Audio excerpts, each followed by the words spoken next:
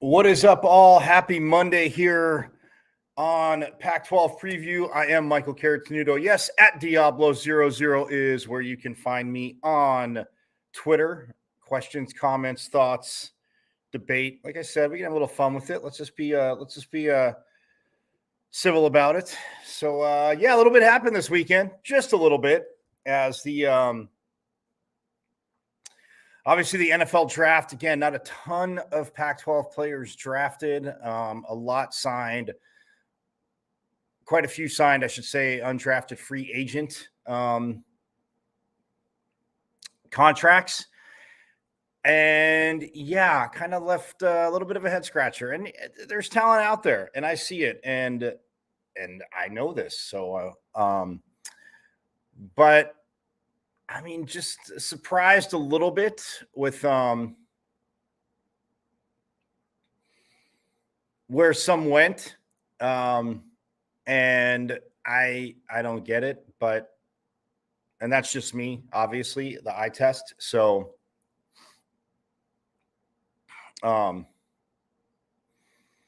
yeah, the eye test on that to me, and the film and what they did, what they have done, and what they did on tape and all that good stuff. A little bit surprising, to say the least. But the ones that did get drafted, for players that did get drafted, I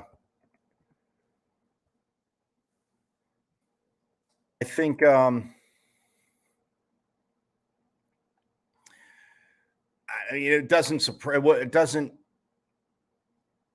wouldn't surprise me if obviously season comes. I mean, rookie wise, a few of them might be I know there's some obviously favored to be rookie of the year because of course, what they did allegedly off their tape and stuff like that. But for others, it doesn't work that way. I don't know. I don't get it. I don't pretend to be a scout, and I definitely am not a Monday morning quarterback. I'll point out things, but I try not to be a Monday morning quarterback because, yes, in the heat of a game and all that good stuff, it's one of those things where, of course, when you're not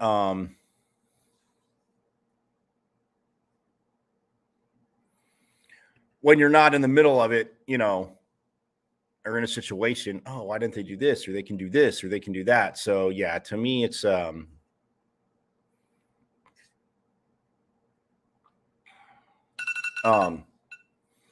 me, yeah, it's just one of those things where you can apply it to the draft. And a lot of times teams will see a need, and as the draft goes on, yes, you always hear about analysts saying, best available over need. If you're sitting there and you feel that the best player in the draft is sitting there and you can use that player, then you're going to take them over maybe what your top need would be.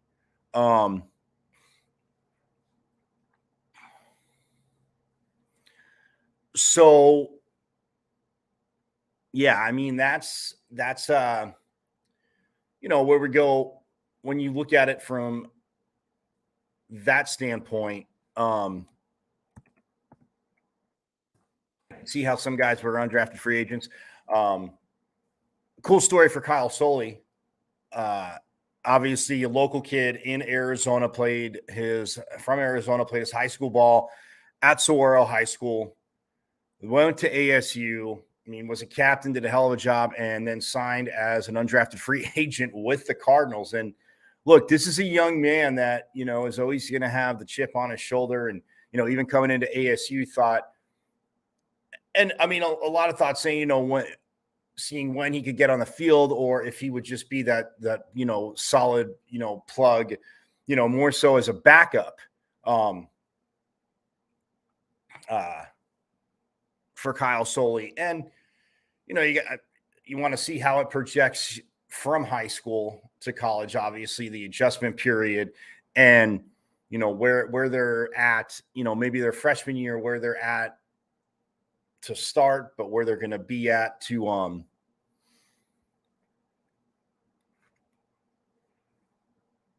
by the end of the season and how it goes forward. And Kyle Soley, again, just put the work in and grew. And I mean, was a starter, was a captain, and yeah, he gets signed by the Cardinals. Got a little bit of work to do. You know, you'd think for an undrafted free agent, obviously the reps at the position are going to be well, in mini camp, I mean, there'll be more, but once you get into season, it's or once you get into training camp, I should say, you know, cutting your teeth on special teams. But Kyle Soley, again, stoked for him.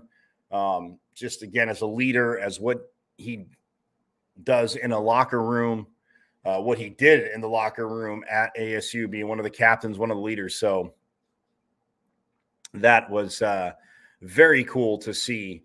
Again, would have liked him to get drafted. X-Valide didn't get drafted, and to me, that's an absolute joke. The second leading rusher in the Pac-12 had the most rushing touchdowns in the Pac, and you see his film. You see what he does. So, I mean, yes, somebody, the Texans signed him, and I look at some of the running backs that were taken, you know, third round on, and again, not saying they're not good, not sounding like the, you know, bitter curmudgeon, oh, get off my lawn, but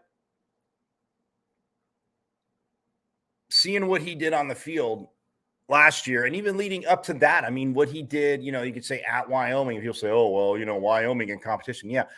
Josh Allen played at Wyoming, kids. He was under recruited. And you're telling me now, like, you saw how he took to coaching, how he worked with Brian Dable, what Brian Dable, you know, before he went to the Giants, but as the offensive coordinator for the Bills and working with Josh Allen, and how that coaching staff, even with Ken Dorsey, who was there, and Ken Dorsey's still there, but made Josh Allen more accurate. And you're telling me, so if Josh Allen is, you know, I mean, if he's in the, you know, any of the Power Five, oh, he's definitely, you know, bidding for the number one pick or a first few quarterbacks taken.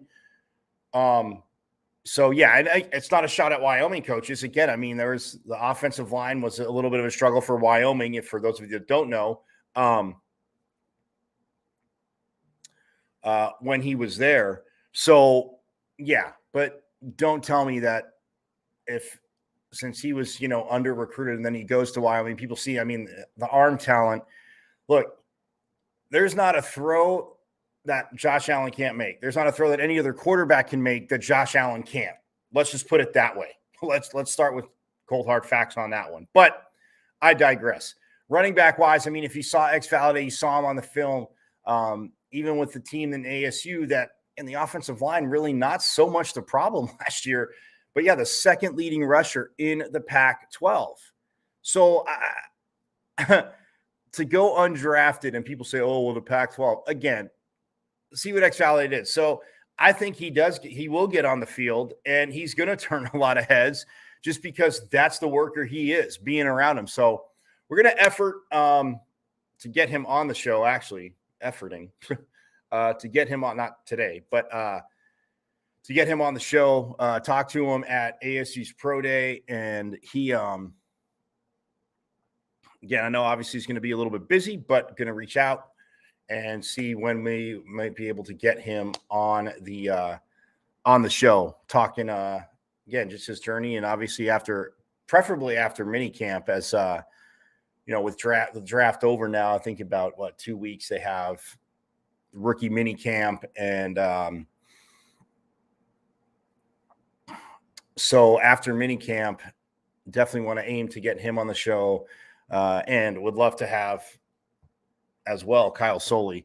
But yeah, it's you know, Dalton Kincaid, Christian Gonzalez, Dalton Kincaid went in the first round. I talked about that Friday because the first round being Thursday night. No surprise there. I mean, what those two did, and I mean what Dalton Kincaid did throughout his career, absolutely at Utah, absolutely awesome. I mean, he is on such a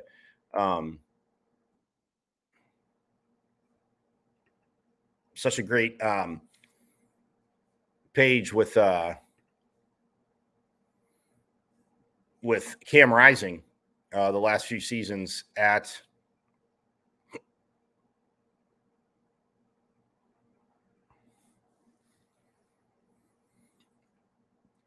And it's, and Christian Gonzalez, like I said, the coverage wise, Witherspoon out of Illinois, the Seahawks snatched him up at 5. And again, the way he plays, just physical, can come up and stop the run, can hit. But I mean, coverage wise, Witherspoon, again, no issues with him going ahead of Christian Gonzalez.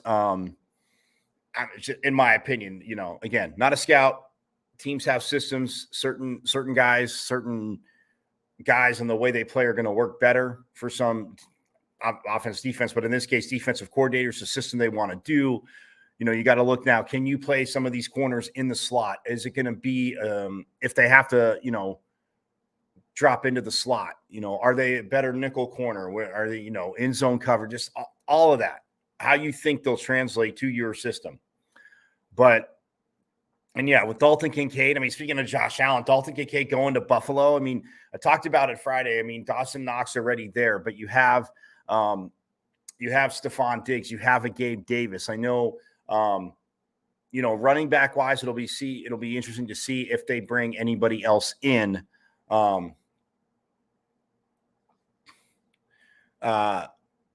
Running back wise for Buffalo. But yeah, Kincaid couldn't have landed in a better situation, and many looked at as the top tight end in this draft, and no disagreement here.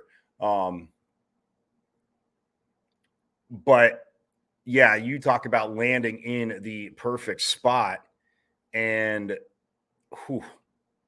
man, it's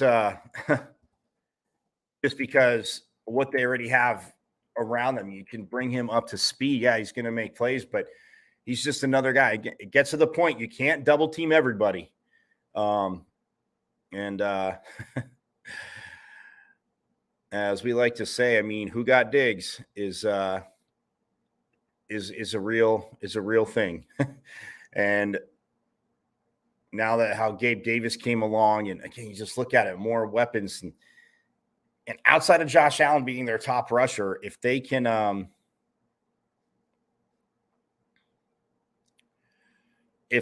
do it, it's not if they can do it, if they can, just ease Kincaid, not that he's not going to understand the playbook. I'm not saying that, but kind of ease him into the offense, and you get him out there, a guy that can make plays. Man, it is just an absolute nightmare for teams. And that Bills offense will look quite interesting, quite interesting. So also, again, I'll get into it. Also, baseball and softball, a crazy weekend in baseball and softball. Little shift in the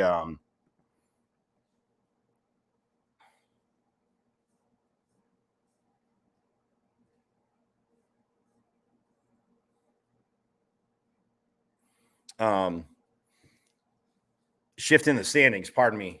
Not so much in softball, but a little bit in baseball. And yeah, it's but some great matchups over the weekend in tennis, crowning men's and women's champions.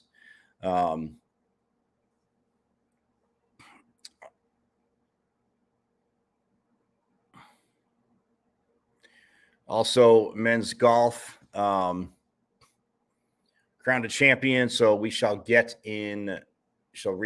that.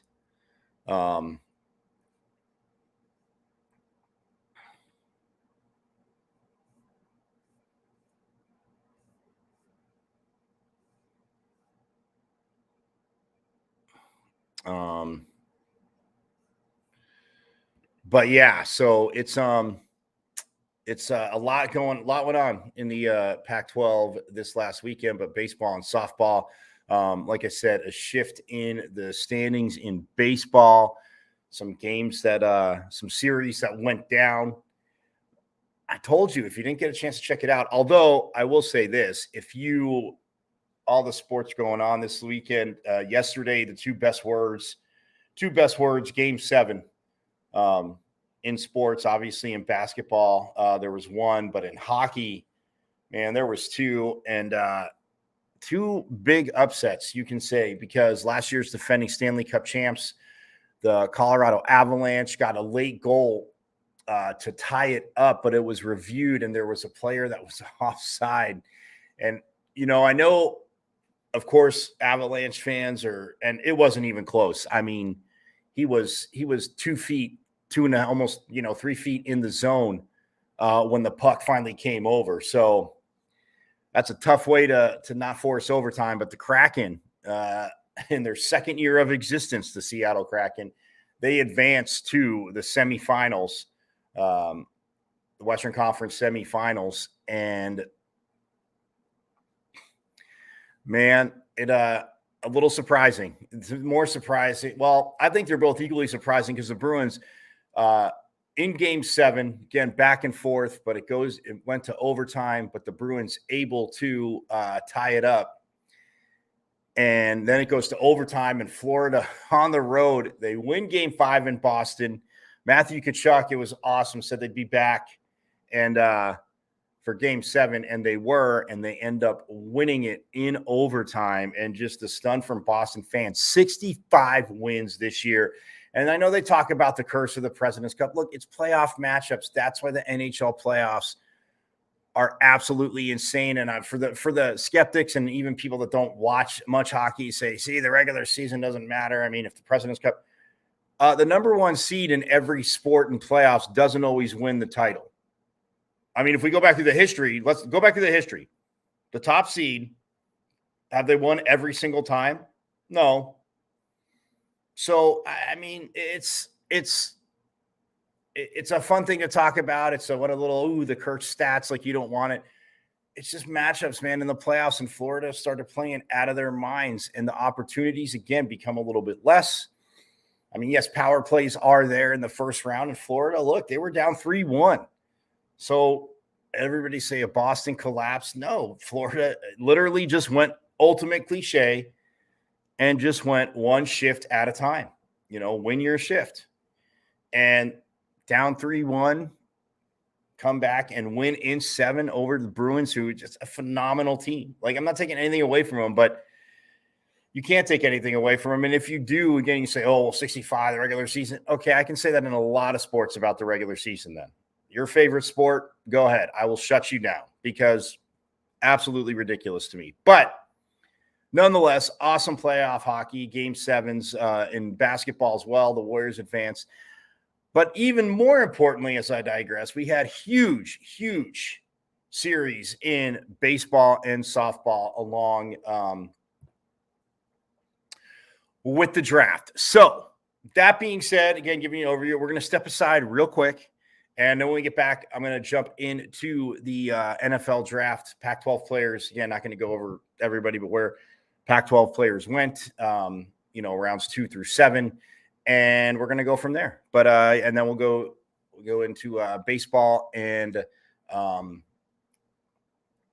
baseball, softball as well, and then amongst the other championships. So again, going to step aside real quick, but we'll be back talking Pac-12 and NFL draft here on Pac-12 Preview.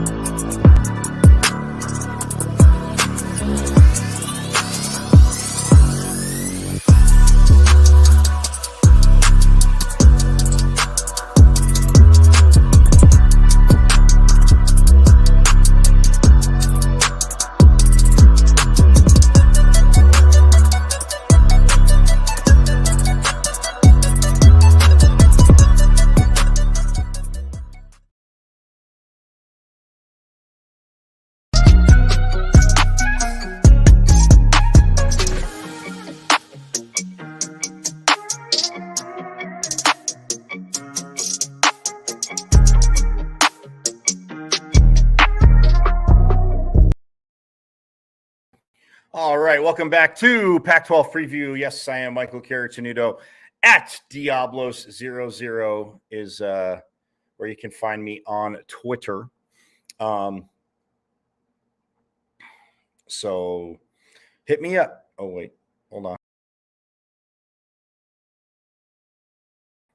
Sorry, pardon me. Had a sneeze. Didn't want to do it on camera.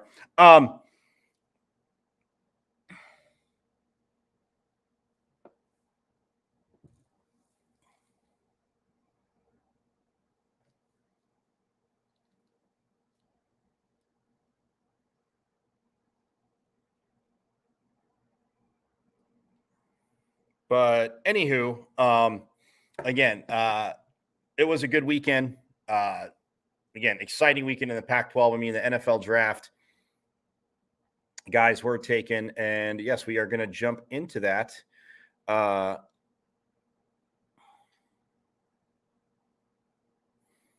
As again, in the first round, just a reminder, and I talked about a lot on Thursday, but Christian Gonzalez mentioned it in the open of the show here. But Christian Gonzalez, the first player out of the Pac-12, taken the cornerback out of Oregon, taken right after the Commanders took Mississippi State corner Emmanuel Forbes. Again, good corner. I just don't think as polished as Christian Gonzalez. So, but when Washington misses, I'm not sad, as a lot of you know. But that being said, so Gonzalez goes 17th overall to the Patriots there, and then a few.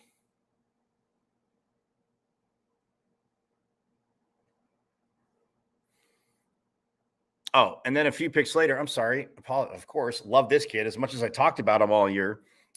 Jordan Addison. He was the second Pac-12 player. There was a one on receivers. Once the Chargers, and they could have had Addison too right there in his backyard. But again, they went with Quentin Johnson, a 6'4" wide receiver out of TCU. Saw what this young man did. I mean, well, last season in general, but most people paying attention to TCU in the college football playoff in the semifinal had a big game against Michigan. And then in the final championship game against Georgia, nobody had a big game for TCU as Georgia just manhandled them.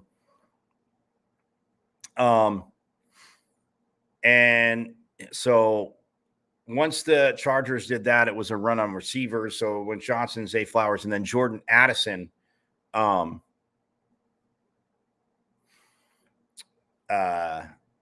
was the 24th technically, 23rd technically, but 24th pick, because the Dolphins forfeited their first round pick this year, which they need, but that's all right. They forfeited, but yeah, Jordan Addison, and lands in a spot in Minnesota. I mean, where you have a guy like Justin Jefferson, where you have a running back in Dalvin Cook, and and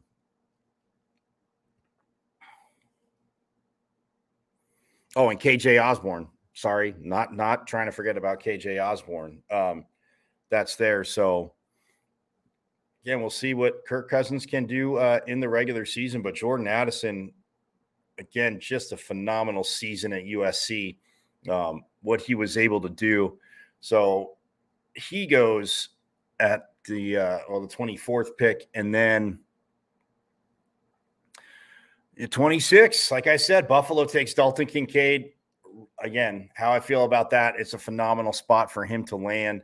You can again get just integrated into the offense and he's going to want to get there quick. And obviously minicamp's going to be huge. And then when training camp starts, I mean, Kincaid will be one of these rookies that, if you're talking about him at the end of the season for rookie of the year, offensive rookie of the year, it would not surprise me. I mean, there's going to be quite a few. Obviously, the quarterbacks that are going to start are going to take the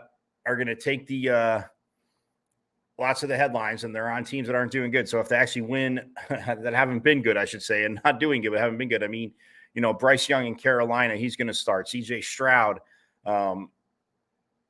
with Houston, guessing he's going to start. Anthony Richardson, I mean, not going to start the season. Gardner Minshew signed there, and Anthony Richardson, again, a work, but I think I agree with a lot if you look at overall the ceiling for these quarterbacks in this draft. And again, you can try and grade it right away if you want, but nonetheless, I think Anthony Richardson is going to be insanely dynamic. So yeah, I mean, between Young, Stroud on the offensive side, Bijan Robinson, Falcons took him at 8. Solid pick. An Arizona kid, went to South Point Catholic down in Tucson, went to Texas and saw what he did. And I literally, I think, like when the Giants landed Saquon Barkley, people were like, what are they doing? I'm like, they got the best player in the draft. And I think that Bijan Robinson, again, will be one of those guys that will have a better shot to get rookie of the year than the quarterbacks just because of how he might be able to affect games, keep Atlanta in games. It'll be very, very interesting. So, yeah, that's the first round there. And then Pac-12 guys in the second round. And the first pick of the second round, shout out. I mean, Joey Porter Jr., his dad was a Steeler. I mean, a linebacker, and just saw how he played. His son, a cornerback, and he got taken by the Steelers in the first pick of the second round. So that, I mean, again, for storylines, and again, I'm not, a sap about things, but still very cool. I mean, very, very cool. It's a need. He's a very good corner. It all works out well for all parties involved. But the fact that his dad played there, probably a little extra pressure. I mean, those Steelers faithful. We know they're going to be happy to see him, but remind him that, he's got to start making plays like his dad did, even though different positions, obviously. So Pac-12 players in the second round. Luke Musgrave, who was banged up at the tight end out of Oregon State. And this kid, I want to say played in 4 games this year, did Musgrave. But just this past season. But in the past, I mean, this young man, absolutely a stud. I mean, you look at it, a 6'6", 250-pound tight end coming at you. He was ranked as the third tight end. Position-wise, he was ranked as the third tight end that was in the draft. He is a vertical threat. He ran the 4th fastest 40-yard dash out of the tight ends at the NFL Combine. So he can get downfield. I mean, again, limited last year and seeing him play, but just seeing him play in general, Musgrave, an absolute stud. He gets upfield well. And just watching, you talk about his pre-draft analyst, and I see what guys are writing. I'm like, man, I could write some of these. Well, for the Pac-12, not for many other conferences, but I do watch, and I'll watch games, and he does need to improve his route running. That was one thing they said pre-draft, and I mean, I could kind of see that, with windows being different, hitting marks, getting on the same page with the quarterback. But he did at the Senior Bowl. They said he did stand out at the Senior Bowl, and pattern-wise, and it says he still has the room to keep growing. So, I mean, good for the Packers. I mean, you're going with Jordan Love. You get a guy that again, as a tight end that, like I said, can get upfield, but it's going to be open in spots, going to cause matchup nightmares for teams. So, yeah, I mean, so Luke Musgrave out of Oregon State going to Green Bay, and they definitely got a solid one there. And then at the 52nd pick, the second player taken from the Pac-12 in the second round. Now, granted, like I said, Bijan Robinson went in the first round, and the Lions also took, and I talked about this on Friday, they took Jahmyr Gibbs out of Alabama. I have no qualms with that. That kid is a home run hitter, but he can run between the tackles. But yeah, you have a line, you get outside that, and they traded DeAndre Swift, whether they were going to be able to agree contract-wise with him. But the Lions taking Jahmyr Gibbs, doing that. Again, no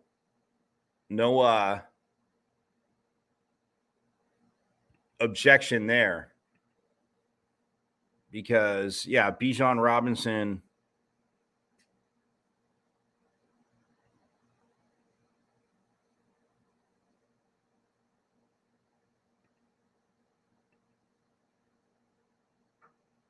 Yeah, Bijan Robinson being the first running back taken, and then Jahmyr Gibbs. Those were the only 2 running backs in the first round. So, but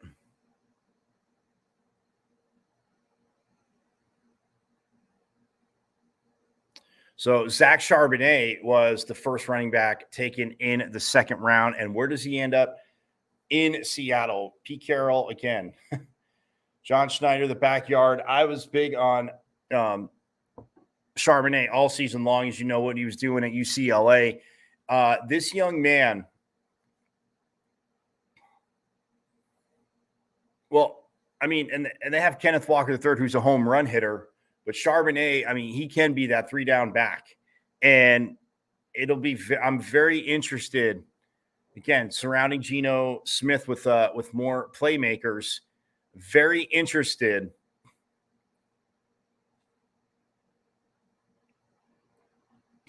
to see how they work Charbonnet in, because Charbonnet just last year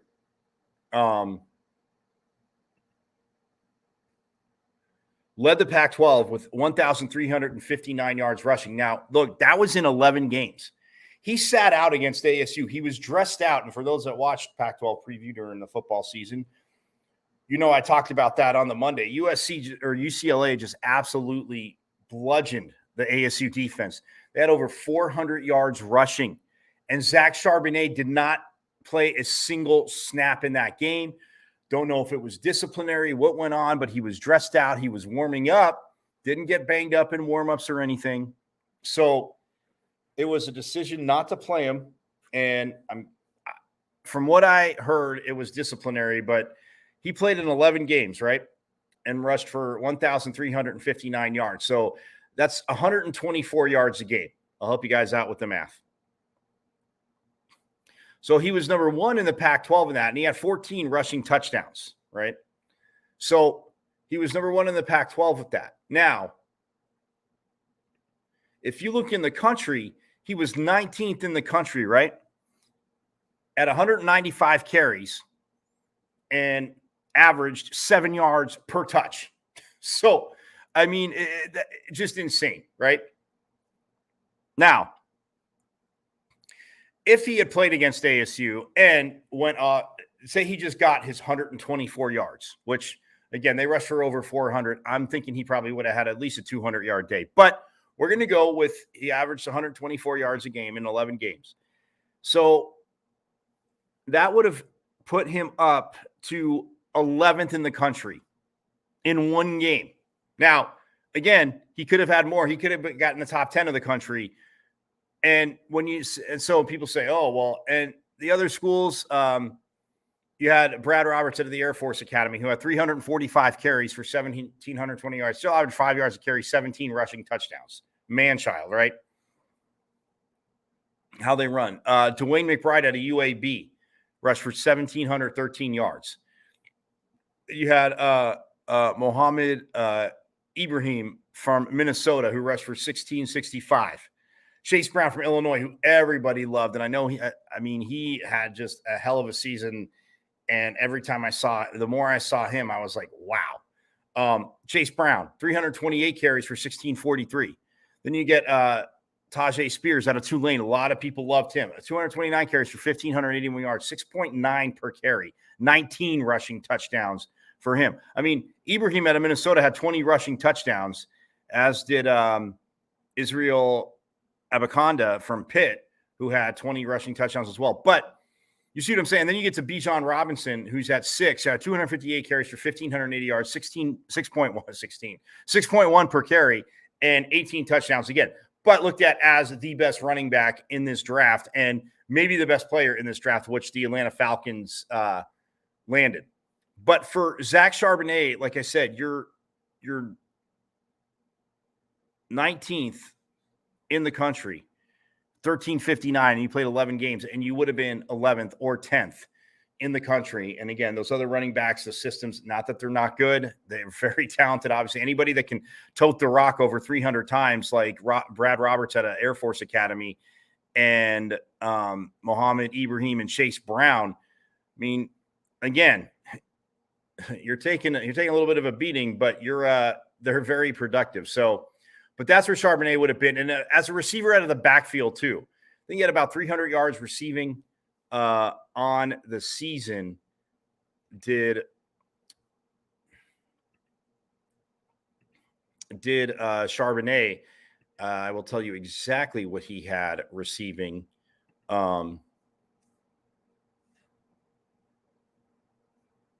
321 yards. He had 37 receptions for 321 yards, 8.7 per carry. No receiving touchdowns, but obviously, like I said, a ton of rushing touchdowns. And UCLA did have some obviously solid receivers and for Chip Kelly that were, getting the touchdowns there. But still, out of the backfield, he can be a 3-down back. He can pick up passing, like pass block. You don't have to, again, he's not going to be a liability there. So, look, Charbonnet going there, and Seattle, again, with what they did, no surprise. And Geno Smith last year, you get him another weapon. Again, doesn't have to go crazy making big plays, but that is a very solid pickup there for Seattle. So he was the first running back taken in the second round and the first Pac-12 player in the second round. And then 2 picks later,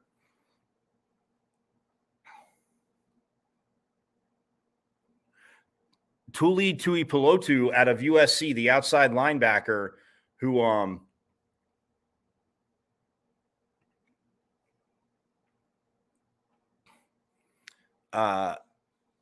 led the Pac-12 in sacks with 13 and a half this season. I mean, USC had a lot of sacks for that D-line, but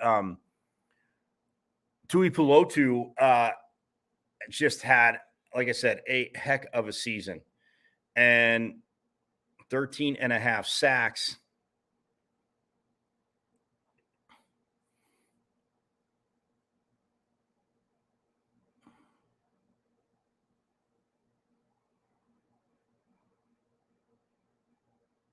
For the young man coming off the edge. And again, that's a guy that you just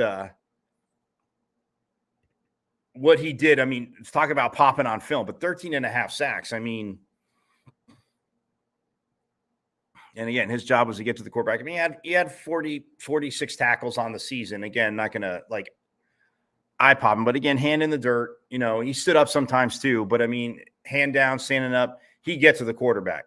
And when you lead the conference with 13 and a half sacks, also forced 2 fumbles, 3 pass deflections. I mean, this guy, again, defensively just pops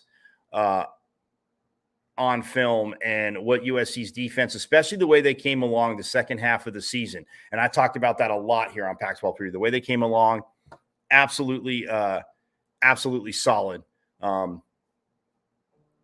Solid unit and a solid pick. And he ends up with the Chargers, who, again, needed some offense, but needed some defense. And they went to the backyard right there. So those were the 2 players that were taken in the second round. And in the Pac-12, as we head to the third round now, if you missed it, any of the draft. And again, after the first round, but the second and third were on Friday. DJ Johnson, the outside linebacker out of Oregon, was taken in the third round by the Carolina Panthers, the 17th pick in the third round, the 80th pick overall. And Johnson,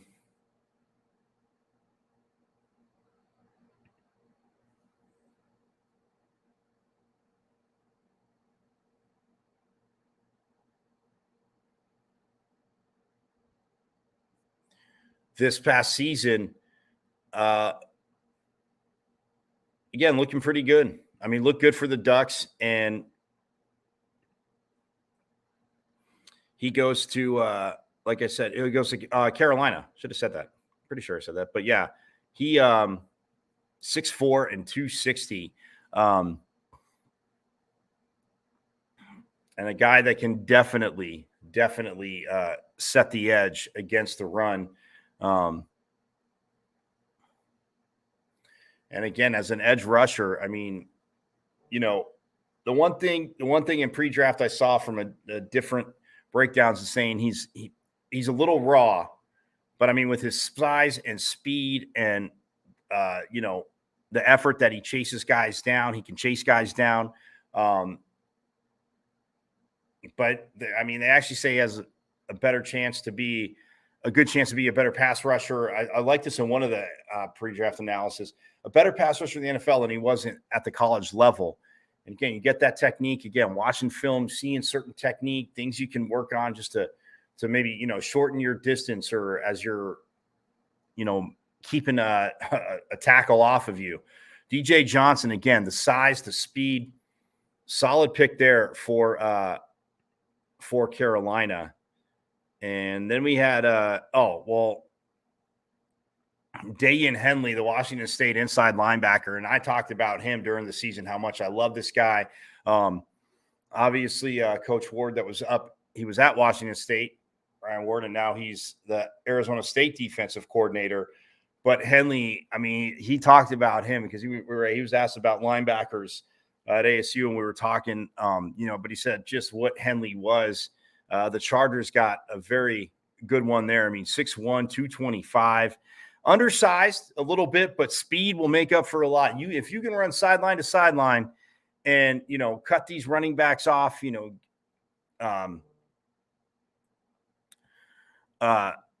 cut these angles off, you get, stay away from would-be blockers and make plays. That's going to serve him well. Undersized linebacker, but instincts, man, and short area burst to split blockers. And he did have that.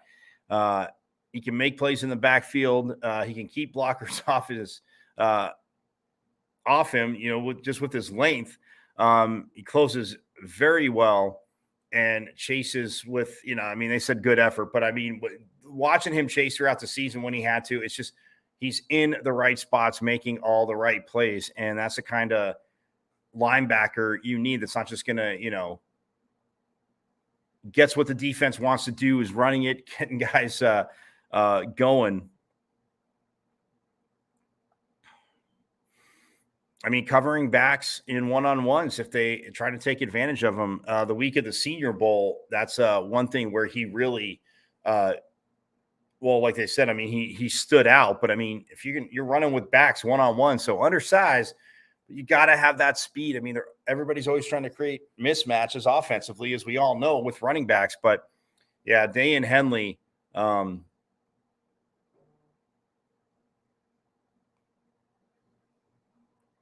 when he gets, if he hits his, like they're saying, potential as a pass rusher, you start throwing in sacks. This kid is just can be an absolute monster. So the Chargers got one there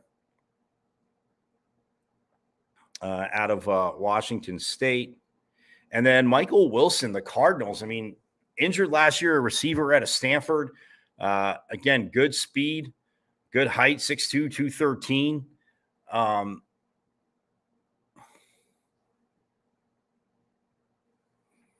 Runs really, really good routes. Had a good Senior Bowl. But the Cardinals took him with the 94th, 31st pick in the third round, but the 94th overall. And that's where he went. And then Mekhi Blackman, the corner out of USC, he went 39th pick, again, compensatory picks.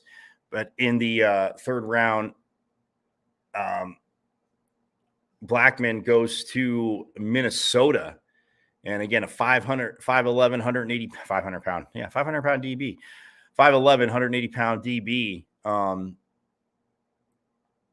And again, as the season went on this year for the defense, and not that he couldn't cover, it's just, again, that secondary became just, to me, got on the same page. And you have a guy like Blackman at corner and a guy that can run with receivers and press, did it obviously throughout the season. He'll go up and battle receivers, those 50-50 balls, catching it at the highest point. Blackman did that very, very well. In the pre-draft analysis, they talk about everything, hands, arms, saying a little bit shorter arms, saying his frame raises concern. Again, at 5'11", 180, about his ability to match up with bigger receivers. So one thing that he got, and that even during Pac-12 season talked about, is just getting overly physical and grabby at times. But he does, he can get off blocks and he wraps up. So I like that pick again, Minnesota going there. And then fourth round, Clark Phillips III, the corner that had 7 interceptions on the season. He led the Pac-12. I know that. Oh, 6. Pardon me. I gave him one more. Clark Phillips III, again, 6 interceptions. This young man, again, an absolute stud. And he went in the fourth round, 11th in the fourth round, 113th overall to the Atlanta Falcons. And they need some defensive help. This young man is a ball hawk. I mean, he can very solid as a cover. I mean, 5'9", again, the size, the frame, bigger receivers. But, I mean, he's a ball hawk. He will jump routes. And you saw that at Utah. He just, on the outside, people were not trying to pick on him too much. And if they did, they at some point paid the price. I mean, breakups, like I said, 6 interceptions on the season to lead the Pac-12.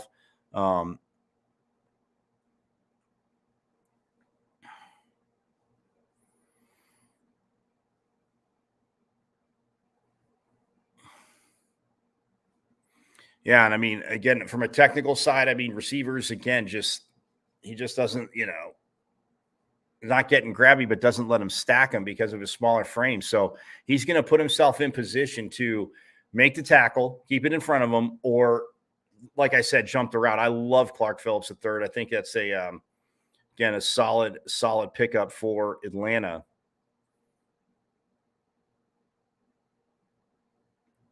And then his teammate, Braden Daniels, a guard out of Utah, big, strong. To overstate the obvious, but 6'4", 294. And as a guard, he started 18 games at left guard and 14 at left tackle and 11 at right tackle in college. So ran one of the fastest 40s for an offensive lineman at the combine. His quickness stands out on tape. Definitely can protect the edge. And I mean, what he did, but even inside as a grader, I mean, this man, again,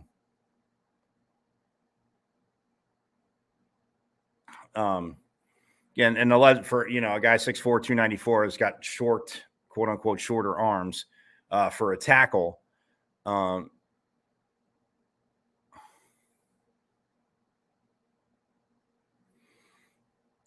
Just, again, solid, and needs to improve the footwork a little bit, but solid footwork. He can mirror defensive linemen if he has that sound footwork. And the fact that you can play multiple places on the line, the question is, yes, can you develop with a lot of zone run schemes? Can you develop into a good zone run blocker? But yeah, I would take my chances with Daniels because, again, Washington got him the 118th pick overall. And then John Gaines, the second, big guard out of UCLA, 6'4", 303. Good quickness, foot speed, zone heavy schemes. Talking about zone, he would be good for that. But yeah, 6'4", 303. That's a mountain of a man moving you, and you're not going through him. You can try and get around him, but that's going to create extra time there. So he ends up with the Cardinals. Does Gaines, and then that is it for the fourth round. Fifth round Pac-12 guys. Dorian Thompson-Robinson got drafted, be a backup quarterback in Cleveland, obviously with Deshaun Watson there, but DTR was there. A lot of Cardinals fans not understanding they took Clayton Tune out of Houston when they could have had DTR, who many feel is a better, quarterback. And with, you look at Kyler Murray, yes, the torn ACL, what Kyler Murray does. Again, DTR definitely can move around in the pocket, make plays. So, yeah. But he went in the fifth round to the Browns, the 140th pick overall. That his teammate, Antonio Mafi, and the other guard, again, 6'3", 338. He went to the Patriots.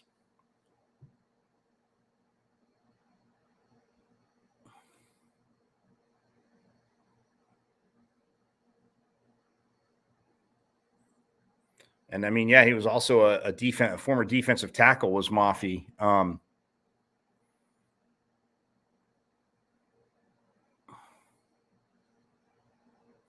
But again, needing to a lot of pre-draft analysis, needing to shore up the footwork and hand placement. But yeah, I mean, it's tough to go through somebody that's 6'3" and 338. Just going to overstate the obvious there. So he goes to the Patriots at 144. And then Noah Sewell, the inside linebacker from Oregon, who had a very solid season for the Ducks. He goes to the Bears at 148. And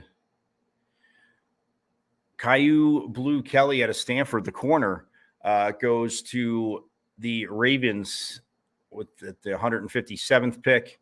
And then the safety, another safety, Daniel Scott out of Cal, went right after that to the Colts, the 158th pick. And then that caps the 5th round. And then 6th round, Pac-12 picks. Tanner McKee, the quarterback. I mean, I was big on him coming into last season. I mean, the guy is what? He's 6'6", 6'5". Yeah, 6'6", 230. Came in as the 11th ranked quarterback in this draft. He's definitely got the arm strength to drive the ball down the field. I mean, look, this last season, not the best for Stanford. Obviously, they only won 3 games, but and there were games that, again, got pressured a lot. They weren't the physical up front as Stanford has normally been, but man, he can drive the ball down the field. The zone coverage too. That's one of the things on tape that, popped out is just hitting that quote unquote strike zone in zone coverages. So, I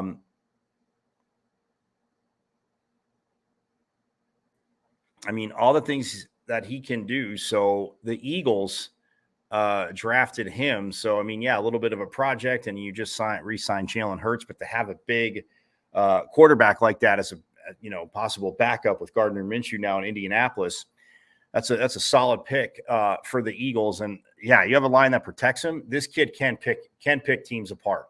I'm not saying he'd be the greatest quarterback ever, but you protect him.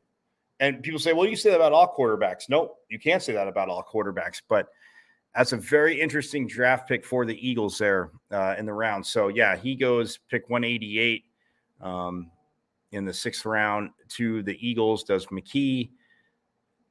And then his teammate, Elijah Higgins, wide receiver, goes 197 to Miami, a 6'3", 235 receiver. This is a big kid.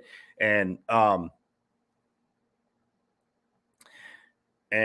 he worked out of the slot a lot at Stanford. You get a 6'3" slot receiver. You're inside. Usually your slot corners, I mean, if they might not even be 6 feet tall, but you're definitely not getting a 6'3" slot corner. So, yeah, that's a huge pickup there by the Dolphins. Again, just another weapon for Tua. But again, playing in the slot, when you have Tyreek Hill, Jalen Waddle, that could be outside you, it definitely leads to a lot of one-on-one coverage.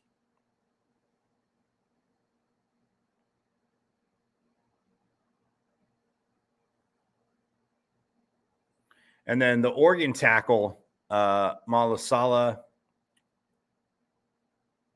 pardon me, Aumave Laulu. He went to the Ravens with the 199th pick, and he 6'6", 317-pound offensive tackle. Long arms, obviously, and quick feet. And he, again, fires off the ball very well. I mean, watching him at Oregon, I mean, you just see this mammoth of a person standing in front of you. So huge pickup there. Ravens, who needed more offensive line depth and help. But this is a guy, 6th round or not, this guy could battle to get into the starting lineup. And I wouldn't be surprised if he did.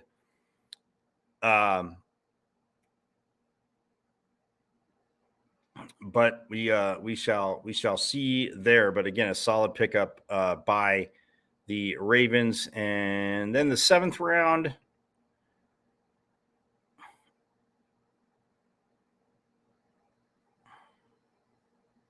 USC's Andrew Voorhees, the guard, he went 12th in the 7th round, but 229th overall to the Ravens. Again, taking another Pac-12 lineman, 6'6" and 310 is this guard. And I mean, I love the pre-draft analysis. I cracked up in a lot of these. It says he's a powerful run blocker. Man, I would hope it's 6'6" and 310. You're a powerful run blocker, but no, he has great leg drive. And when I saw him during the season, especially, I mean, even playing ASU, there were times I was like, man, and as the season went on, obviously Caleb Williams won the Heisman. They kept his jersey pretty clean. But when you got a 6'6", 310-pound Goliath there, and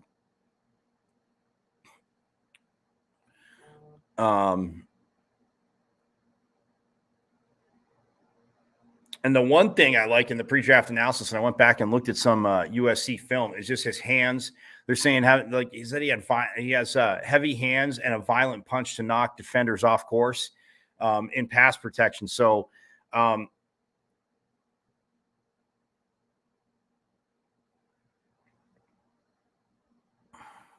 but he went late because he did tear an ACL at the combine. So, I mean, this is a guy that the Ravens drafted, but basically, in the 7th round, but for next year, because he's going to be sitting out a whole year. So about this time next year is when he'll be fully healthy.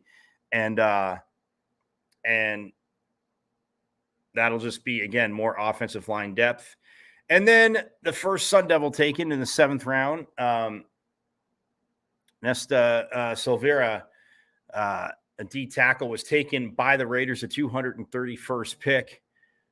And he is 6'2", 304. And as a defensive lineman, man, he is a hell of a run defender. All the stuff in his pre-draft analysis that I read, I saw firsthand all season. I mean, a run defender who can get off blocks, foot speed to redirect and finish when he gets into the backfield, having a low center of gravity and initial quickness. They said this in pre-draft analysis, make it tough to get under him and move him off the ball. He flashes the ability to slip blockers and gets good push as a pass rusher. So the Raiders, again, in the 7th round, getting a gem there out of ASU. And then Jordan Riley, defensive tackle out of Oregon, went to the Giants, 243rd pick. And Oregon State's Alex Austin, the corner, went to the Bills with the 252nd overall pick. And then Oregon's Alex Forsyth, the corner, who, 6'4", 303.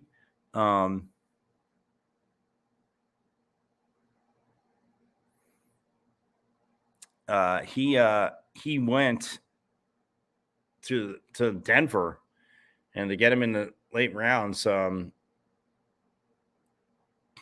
303-pound center. I said corner. Yeah, you're not going to get a 6'4", but again, depth that they need. I think it's a center that can work his way in. I know Denver offensive line wise struggled a little bit last year, so it'll be interesting to see, especially when training camp comes, what kind of opportunity he gets. Because I mean, man, as a run blocker,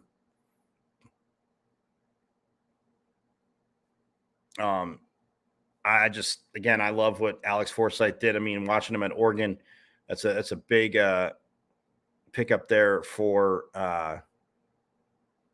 Denver. And then Chicago to Kendall Williamson, a corner out of Stanford, with the second to last pick, and Mr. Irrelevant Deshaun Johnson, the defensive end out of Toledo. So Pac-12 projections or players where they went in the draft there. And again, quite a few undrafted free agents were signed. So hats off to him. Again, 25 players out of the pack taken. It's one of the lighter numbers, but nonetheless, guys that can make impacts and that will stand out. Let's shift to softball in the Pac-12. It was an insane weekend. The big matchup between UCLA and Utah on Friday. That game, UCLA shut Utah out in Salt Lake City 3-0. And then on Saturday, UCLA just, they were UCLA. They won 10-1 in 6 innings. Didn't have to go the full 7 there. They beat Utah. And then on Sunday, the Bruins got the series sweep. They won 11-3, locking up the regular season Pac-12 title. Not that it was crazy in doubt, but they lock up the regular season Pac-12 title because Utah, again, would have needed a sweep and a little help and to win this weekend as well to have a chance. But number 2, UCLA sweeps number 23, Utah. And that was absolutely, absolutely huge. Other series over the weekend, Oregon on Friday beat Cal 9-1. Oregon State beat Arizona Friday 9-4. And then Stanford beat ASU in Tempe 4-2. And then on Saturday, Oregon took the second game from Cal 5-3. Stanford 8-1 over ASU, winning the series there. And then Arizona snapped, I think it was a 15-game losing streak. 14 game? Could have been 14 game. But they snapped a 14-game losing streak. I got to look that up. Don't quote me on that one. I will look that up for Monday. For Friday. Today is Monday.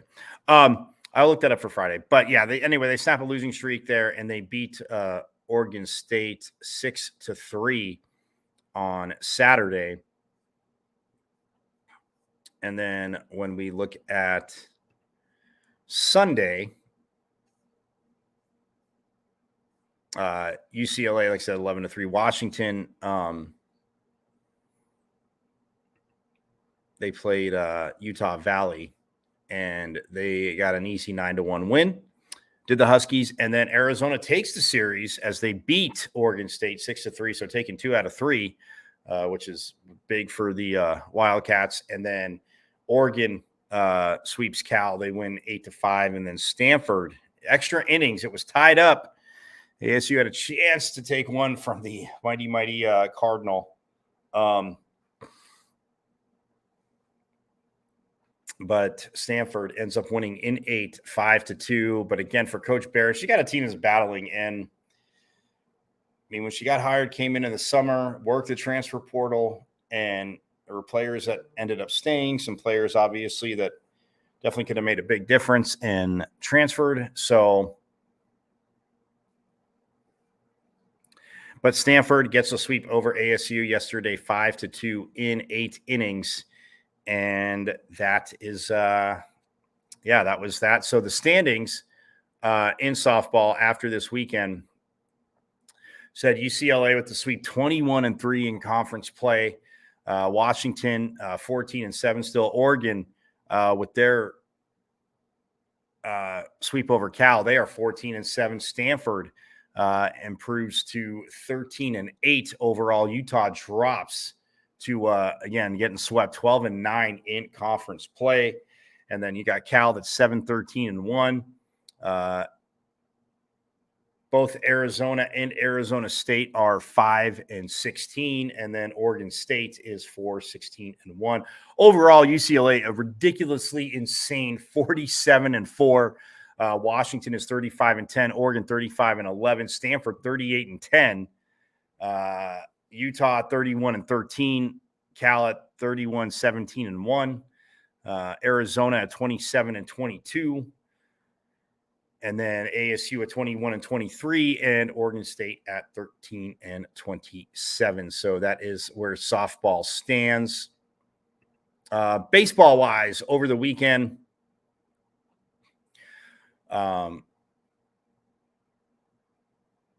big series in baseball. I mean, Oregon and Arizona State up top in the Pac-12, and then also Stanford and UCLA. Stanford, again, trying to leapfrog ASU. And it was Friday. Oregon beat ASU 11-5, and then Stanford actually beat UCLA 6-5. And then going into Saturday,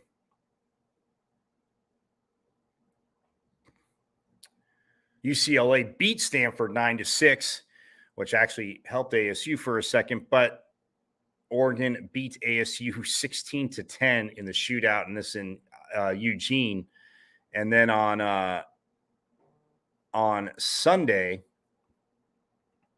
as the series wrapped up,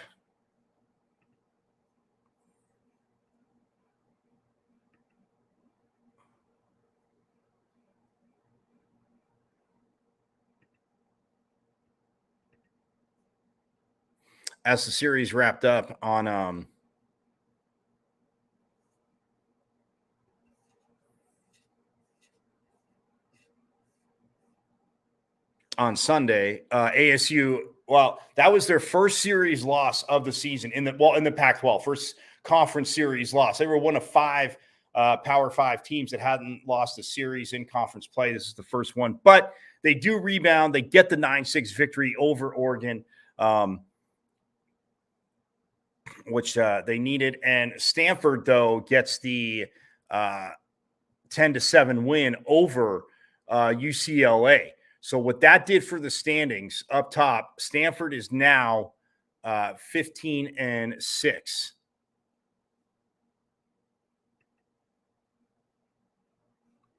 Yeah, Stanford is now 15-6. Arizona State is 14-6, right behind them in conference play. Oregon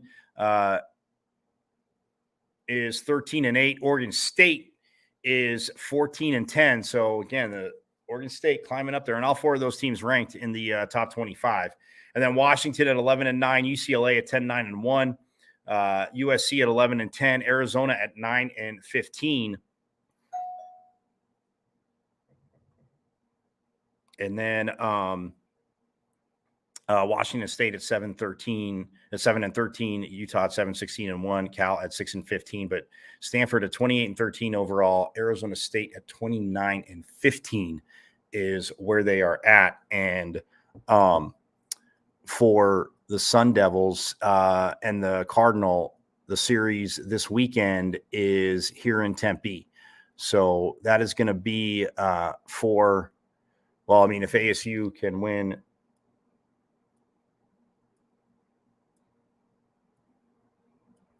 Well, ASU, again, if they were to get a sweep, which would be very tough, they would win the regular season outright. If they took 2 out of 3,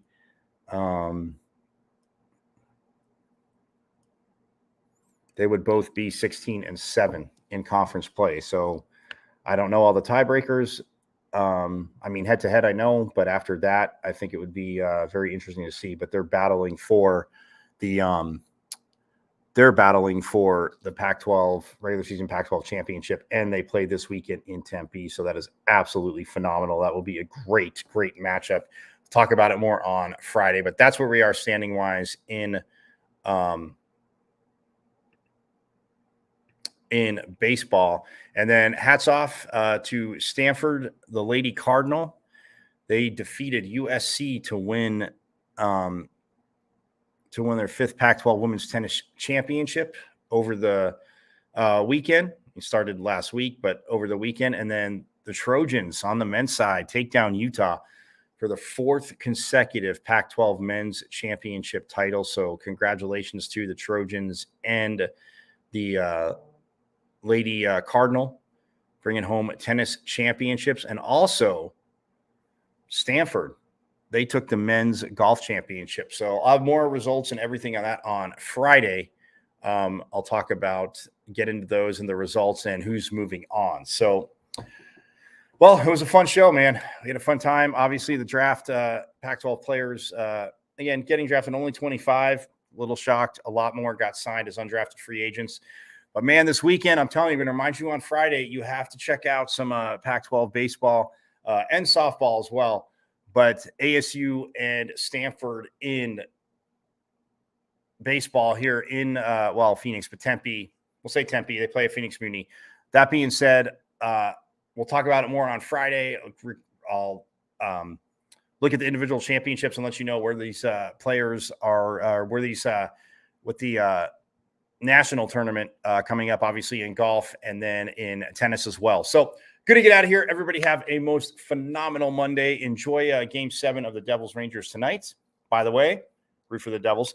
But yeah, I will see you Friday, same bat time, same bat channel, as we are. We'll be back. I will be back on Pac-12 Preview.